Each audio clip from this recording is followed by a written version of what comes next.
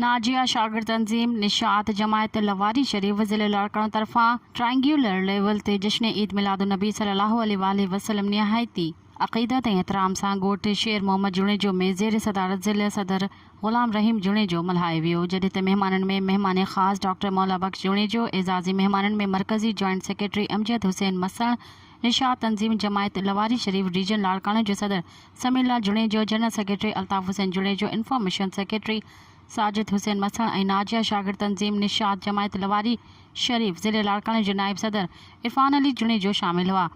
जॾहिं त हिन प्रोग्राम में मौलाना हाफ़िज़ अब्दुल रज़ाक जुणेजो जिन हुज़ूर अकरम सल्लल्लाहु अलैहि वसल्लम जिन सीरत मुबारक ते रोशनी विधी, जॾहिं त नात ख़्वाननि में अमजद हुसैन मसण, इरफान अली जुणेजो, साबिर अली जुणेजो, वहीद अली जुणेजो, अली अहमद जुणेजो, नाजी अला बख्श मंगी, शाह शबीर अली गाॾही ऐं फरहान अली जुणेजो नाते रसूल मक़बूल सल्लल्लाहु अलैहि वसल्लम पेश करे ख़ूब दात वसूल कयो।